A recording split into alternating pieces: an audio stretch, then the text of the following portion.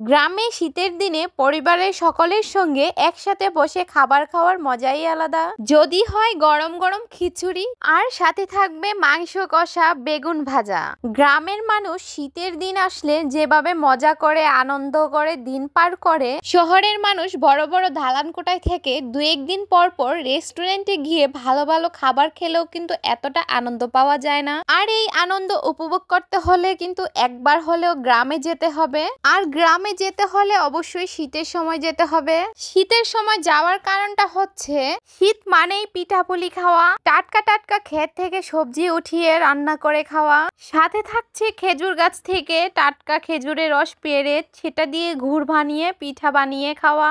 গ্রামের ছেলেমেয়েরা যেভাবে খেজুর গাছ থেকে খেজুরের রস পেড়ে খেয়ে থাকে, শহরের ছেলেমেয়েরা কিন্তু এই আনন্দটা উপভোগ করতে পারে না।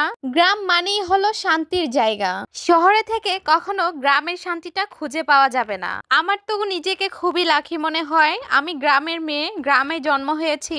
সাথে সাথে আবার আমার বিয়েটাও হয়েছে একটু গ্রামের দিকেই। বলতে গেলে আমার শ্বশুর বাড়িটা গ্রাম কিংবা শহর দুটোটার মধ্যেই পড়েছে। তো আজকে আমার এই ভিডিওতে থাকছে আমি আমার গ্রাম্য শ্বশুর বাড়িতে কিভাবে সকলের সাথে আনন্দ করে দিন পার করি। হ্যালো বন্ধুরা, আসসালামু আলাইকুম। কি অবস্থা, কেমন আছেন? আমি ডালিয়া লুৎফোর্স মাইন্ড পেজ থেকে আপনাদের সকলকে স্বাগতম। আমরা বাসায় কয়েকদিন পর পরই পিকনিক করে থাকি। এখন যেহেতু শীত চলে এসেছে, তো এখন তো আমাদের বেশি বেশি করে পিকনিক খেতে হবে। আর আমাদের পিকনিক মানে কিন্তু স্পেশাল কিছু নয়, আমাদের পিকনিক মানে হচ্ছে গরম গরম খিচুড়ি খাওয়া, সাথে একটু থাকছে মাংস কষা। তবে বেশিরভাগ সময় আমরা কিন্তু সবজি দিয়ে খিচুড়ি রান্না করে থাকি কিংবা মুরগি দিয়ে বিরিয়ানি রান্না করে থাকি। গত কয়েকদিন আগে আমাদের বাসায় একটা মিলাদের আয়োজন করেছিলাম, সেটা তো আপনারা অবশ্যই দেখেছেন। তো সেই মিলাদের আয়োজনে কিছু ডাল, কিছু চাল এবং মুরগির কিছু অংশ রয়েছিল, সেগুলো দিয়েই আমরা সকলে মিলে কিছু খিচুড়ির আয়োজন করতেছি।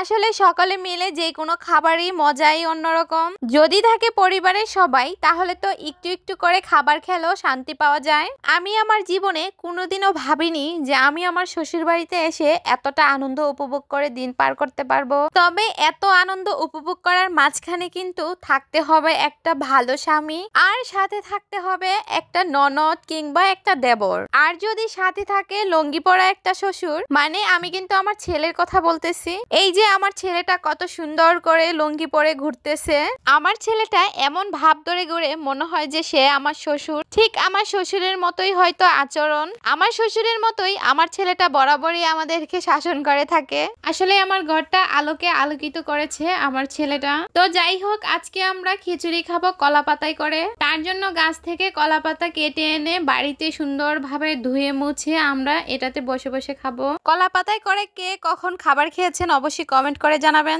আজকের ভিডিওটি এই পর্যন্তই। ভালো থাকবেন, সুস্থ থাকবেন, আর হ্যাঁ, ভিডিওটি শেয়ার করে দিয়েন তো।